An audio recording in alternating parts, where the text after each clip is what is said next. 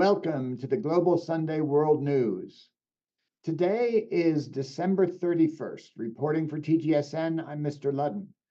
For our final report of 2023, we will turn to the main issues left unresolved in this year that will carry on into 2024.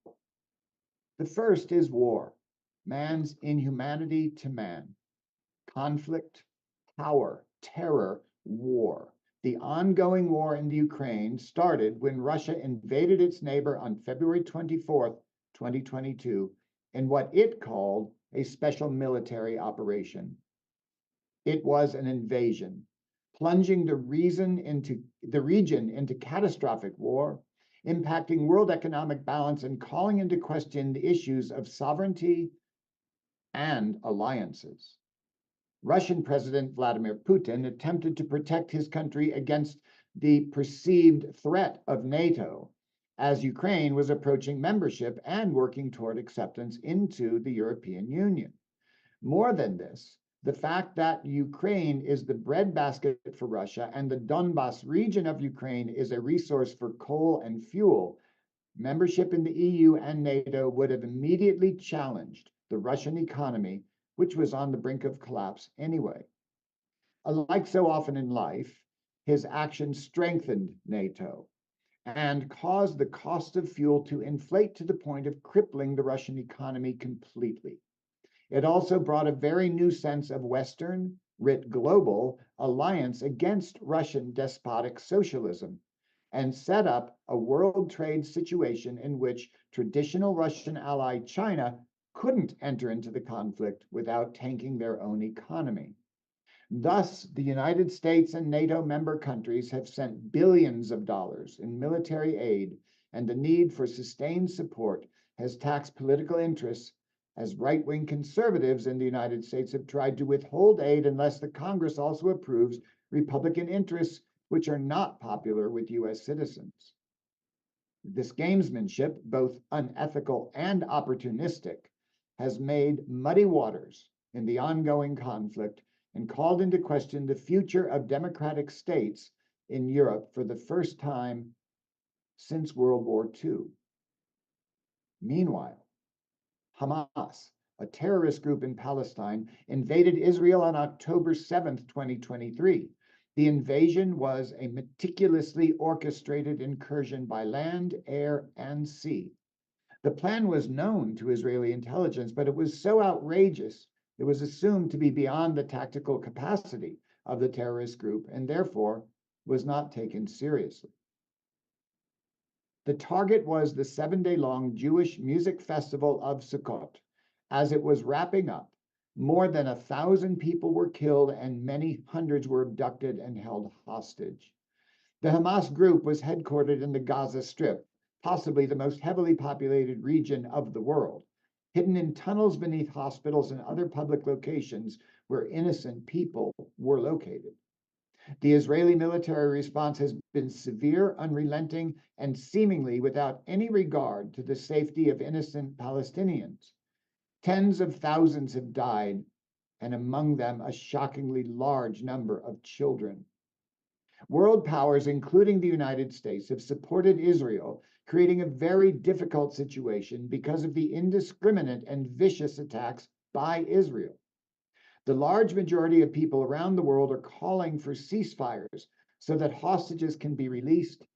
And US President Joe Biden has stated that while they support their strongest ally, Israel, it demands that they shift how they are going about this war for innocent citizens of Gaza, both Israeli and Palestinian, to be protected.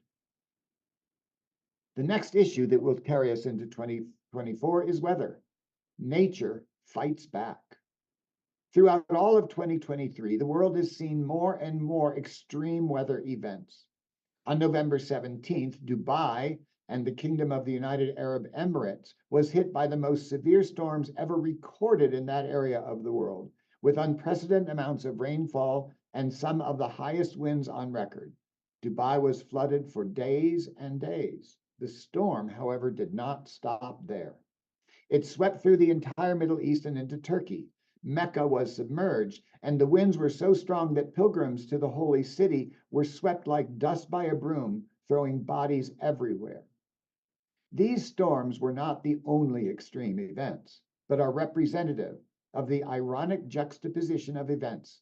As the World Climate Summit met in Dubai just days after the flooding started, while most of the city was still underwater.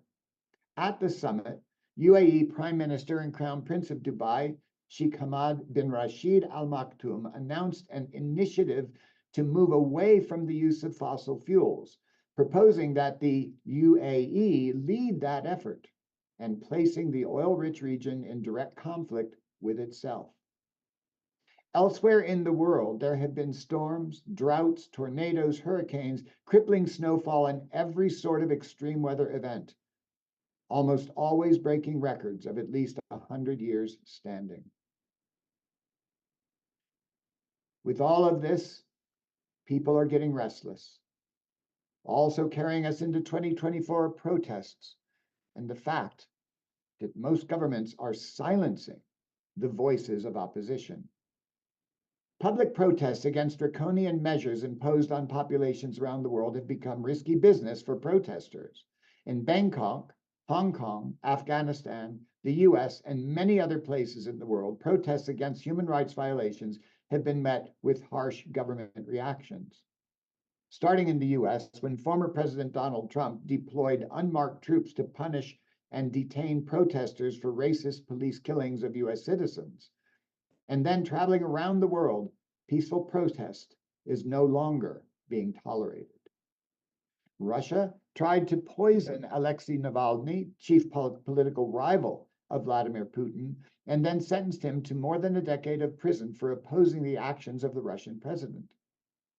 Women in Afghanistan, who have been victims of brutal beating by male members of their own families under the new Taliban laws, are now imprisoned.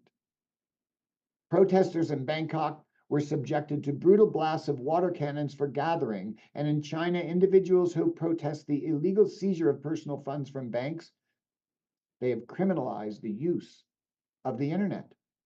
This goes on and is now commonplace in every corner of the earth. And now, as if history is repeating itself, we have to talk about fascism. The need to governmentally repress citizens. In the late 1930s in Europe, a surge of fascism took hold. The attempt of Adolf Hitler to exterminate Jews, homosexuals, and protesters put all of Europe at war.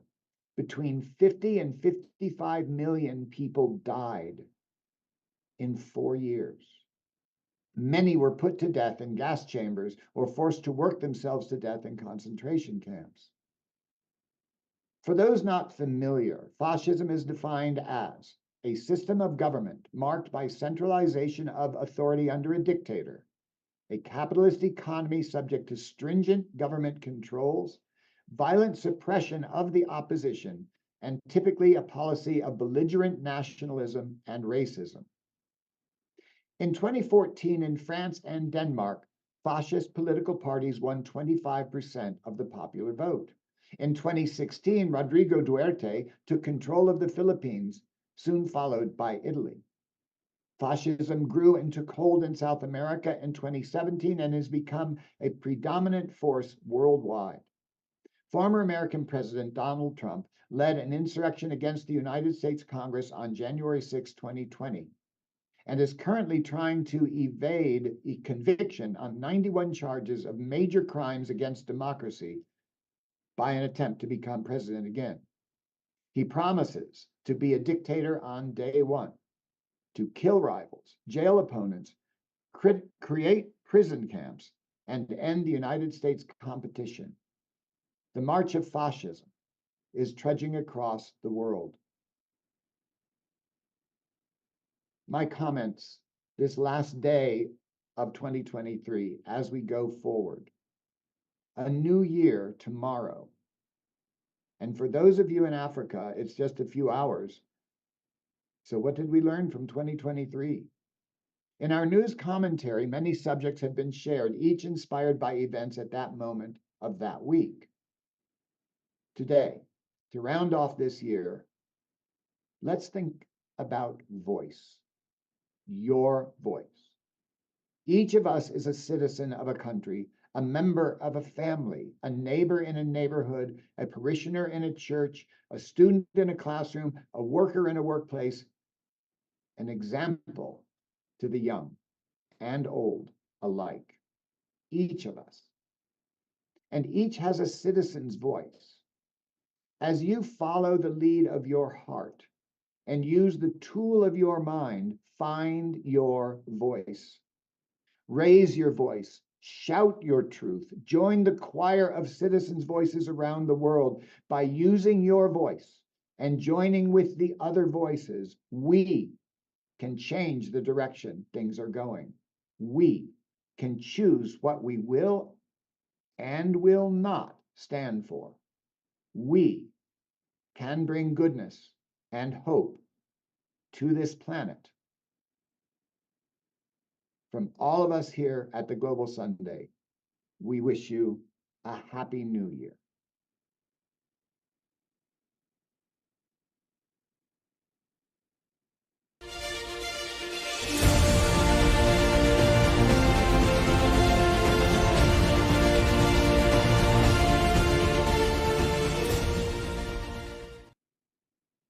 Okay.